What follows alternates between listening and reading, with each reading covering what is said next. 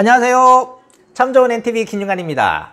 오늘은 대전 아파트 경매 사건 두 건을 설명드리려고 합니다. 대전 도안지구에 있는 아파트 경매 사건이거든요. 이 경매 사건은 다 강제 경매로 인한 경매 사건이에요. 근데 하나는 선순위 임차인이 있고 하나는 소유자가 점유하고 있는 겁니다. 그럼 첫 번째 물건부터 보겠습니다. 2019 타경 227번 사건이에요. 도안 신도시 9블럭 트리플시티 아파트 908동 물건인데요. 감정가가 9억 1000입니다. 그래서 한 번 유찰될 때마다 저감률이 30%입니다. 대전은요. 그래서 한 번 유찰돼서 최저가가 6억 3700만 원입니다. 경매일은 입찰일은 8월 20일 날이고요. 6억 3700만 원의 최저가니까 이보다 높게 써야만 낙찰될 수 있는 거예요. 그래서 입찰 보증금, 그때 입찰 보증금은 최저가의 10%라는 거. 그러니까 6억 3700만 원의 10%, 6370만 원을 가지고 가시면 되는 거예요. 면적을 보면 139제곱미터거든요. 보통 저희들이 이야기하는 아파트 평형으로 이야기하면 52평형 아파트입니다. 그래서 강제 경매로 경매 신청한 사건이고요. 개인이 신청한 겁니다. 여기에 보면 임차인 현황을 보게 되면 2016년 5월 30일 날 임차인이 점유를 하고 있습니다. 근데 임차인만 점유를 하고 있는 게 아니라 소유자도 점유를 하고 있어요. 그래서 제가 세대 열람 내역을 보면요, 소유자하고요 임차인하고 같이 점유가 되어 있습니다. 거기에 임차인은 무엇으로 되어 있냐면 동거인으로 되어 있어요. 아무리 동거인으로 되어 있다 하더라도 이분이 만약에 전세보증금을 갖고 있다면 최고가 매수인이 전부 다 낙찰자가 물어줘야 되는 상황이 발생합니다. 자, 그러면 등기부 현황을 한번 볼게요. 2018년 1월 19일 날 근저당 새마을금고에서 6억 2790만 원을 근저당을 설정했고요. 그리고 그해 12월에 후순위 근저당을 잡았어요. 또 그때는 1억 6510만 원을 채권 금액입니다. 그리고 나서 2019년 1월 19일 날 개인이 강제 경매 공정증서에 의해 가지고 강제 경매를 신청한 사건입니다. 자, 여기서 임차인에 대한 이야기는 제가 뒤에다가 요점으로 이야기 말씀해 드릴게요. 이렇게 해서 경매가 진행되고 있다는 거. 일단 채권 금액은 개인 채권 금액이 3억 원대인데요. 이분이 이대로만 한다면 지금 감정가 대비 금액으로 따지면 현재 채권 금액과 감정가 금액을 전부 다 합치면 거의 변제받아 갈 수 있는 그런 금액이에요. 근데 이분이 진정한 임차인이라면 이 사람이 어떻게 되겠어요? 더 유찰되기 때문에 다 변제받지 못하겠죠. 일단은 그것이 하나의 키포인트 해답입니다. 그리고 이제 두 번째 사건에 대해서 한번 볼게요. 2019 타경 10만 790번 사건이에요. 이거는 도안 신도시 7블럭 바로 예미지 아파트입니다. 감정가가요 6억 1000만 원입니다. 6억 1000. 한번 유찰 30% 저감된다고 했어요. 그래서 2019년 8월 20일 요 도안 9블럭과 같은 날 경매가 된다는 거예요. 30% 저감된 4억 2700만 원이 최저가입니다. 그럼 입찰 보증금은 여기에 10% 4270만 원이겠죠. 제가 아까 강제 경매라고 그랬잖아요. 여기도 개인 채권자가 경매 신청을 한 겁니다. 면적은 84제곱미터. 저희들이 보통 이야기하는 평형대로 34평형 아파트입니다. 근데 제가 아까 말씀드렸듯이 여기는 소유자가 점유를 하고 있어요. 권리 분석상 아무런 하자가 없는 그런 물건입니다. 그래서 근저당이 은행으로서 농협으로서 4억 7800만 원, 그리고 강제 경매 개인이 1억 1400만 원에 강제 경매 신청을 한 사건입니다. 그래서 지금 감정가 대비 6억 1000이라고 했잖아요. 감정가 대비 생각하면 이 개인 채권자는 전부 변제받아 갈 수 있는, 지금 6억 1000으로만 생각을 하면 전부 변제받아 갈 수 있는 금액이고요. 만약에 지금 유찰된 금액으로 한다 그러면 개인 채권자가 받아갈 금액이 거의 없습니다. 그래서 보통 개인 채권자가 이 금액, 자기가 받을 금액 선에 맞춰 가지고 차를 보는 방법도 있고요. 받아서 다시 매매를 시도하는 방법이 있을 거고요. 그래서 분명히 낙찰가는 낮게 되지는 않을 것이다 라는 것이 제 생각입니다. 왜냐하면 채권자가 들어갈 수도 있거든요. 입찰을 방어 입찰을 할 수도 있다 라는 걸 생각하셔야 되고, 그러면 제가 첫 번째 소개시켜준 도안 신도시 9블럭 경매 아파트 사건에 대해서 한번 집중을 한번 분석해 볼게요.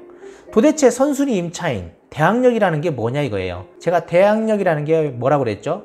진정한 대항력은 어떻게 따지냐면요, 전입하고 점유를 하면 대항력이 있다고 합니다. 일반 매매에서는 그래요. 그렇지만은 경매에서는요, 전입하고 점유를 했다 하더라도 대항력이 인정될 수도 있고요, 대항력이 인정되지 않을 수가 있습니다. 그래서 진정한 대항력이라는 건 뭐냐면 어떤 요건을 갖춰야 되냐면요, 전입 취득도 해야 되고요. 점유도 해야 되고, 그리고 어떻게 해요?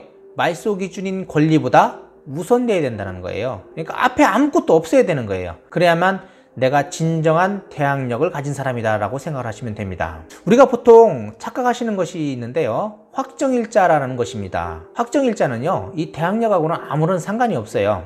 대항력을 따질 때는 확정일자하고는 무관합니다. 확정일자는 언제 따지냐면 내가 우선 변제 받을 때, 그러니까 다른 근저당이나 이런 거의 순위에서 내 순위를 가리킬 때, 그럴 때 우선 변제의 날짜가 중요합니다. 그래서 다른 뭐 근저당이, 후순위 근저당이 들어올 때 내가 먼저 우선 확정일자가 되어 있다면 그 근저당보다 내가 우선적으로 내 금액을 받아갈 수 있다라는, 그러니까 물권화 시켜주겠다라는 것이 바로 확정일자 제체도라고 생각하시면 됩니다. 그리고 또 하나 확정일자가 뭐가 중요하냐면요, 확정일자는 만약에 계약서에 확정일자가 찍혀 있다 이거예요, 옛날에.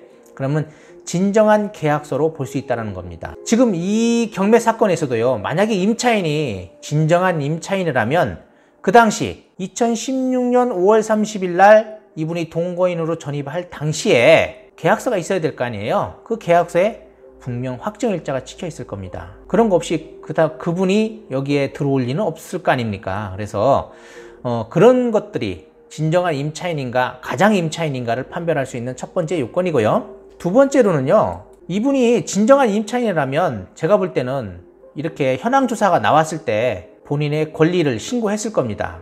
근데 권리 신고가 전혀 돼 있지가 않아요, 지금. 그렇다는 거는 어떤 거예요? 이분이 진정한 임차인이 아닐 확률이 거의 80, 90%가 되지 않을까 하는 겁니다. 자, 그러면 이분이 제가 동거인으로 되어 있다고 했어요. 지금 송달도 잘 받지도 않아요, 보니까. 그렇다면 뭐 주인 소유자하고 친인척 관계라든지 소유자하고 뭐 잘 아는 그런 사람일 겁니다. 왜냐면 소유자하고 전입할 때 당시에 똑같은 날짜에 전입을 했거든요.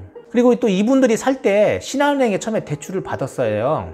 근데 그때는 먼저 대출이 진행이 되고 이분들이 뒤늦게 전입을 했기 때문에 신한은행에서는 이분이 뭐 가장 임차인인지 진정한 임차인인지를 모를 겁니다. 근데 새마을금고에서 대출을 받았는데 그때 당시는 2018년이라는 거예요. 그러면 이분들이 지금 2016년에 들어와서 살다가 대출을 받은 거 아니에요?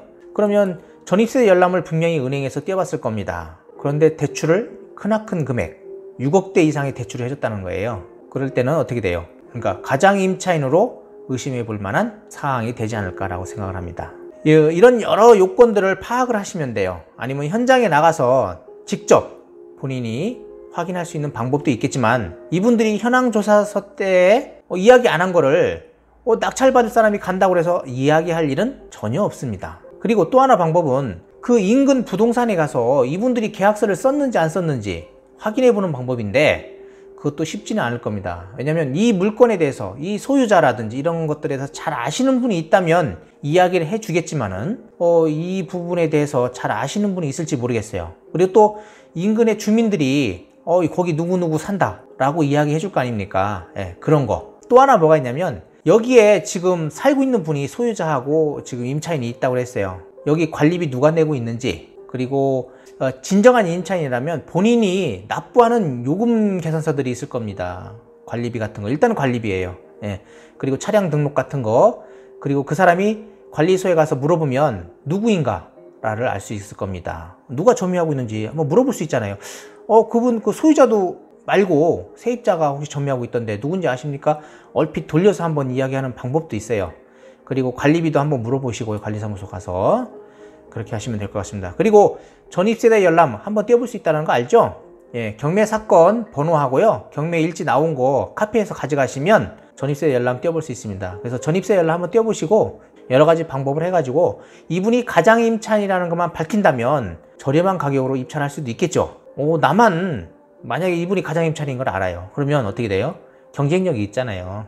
혹시 이 물건에 대해서 자세한 사항 물어본다든지 하실 분들은요, 저희 사무실 한번 오세요. 그러면 제가 경매 절차 이런 거에 대해서 자세히 설명해 드리고, 제가 볼 때는 도안시티 9블록 이 물건 투자 물건으로 정말 메리트 있는 물건입니다. 그리고 7블록도 마찬가지예요. 근데 7블록은 뭐 누구나 다 입찰할 수 있는 물건 아니겠어요? 그러다 보니까 경쟁자가 많을 것이다 있는 것이고, 9블록 같이 이렇게 선순위 임차인이 있다라는 경고문이 뜨면 입찰자가 적겠죠. 그렇지만 어떻게 돼요? 경매 고수들은 그래도 들어옵니다. 그런데 어떻게 해요? 적은 금액이 들어오겠죠. 왜냐면 수익을 내야 되니까. 그러니까 한번 경쟁해 볼 만할 것이다 라고 생각을 해요. 조사만 잘 하신다 하면 정말 경쟁해 볼 만합니다. 궁금한 사항 있으면 사무실로 한번 오시고요. 뭐 큰 부담 안 갖고 오셔도 됩니다. 그리고 제가 경매 절차라든지 이런 거에 대해서 잘 설명해 드릴 테니까 한번 방문해 주세요. 네, 감사합니다. 그리고 이 영상 보신 분들은 구독, 좋아요, 알림 설정 꼭 부탁드립니다. 감사합니다.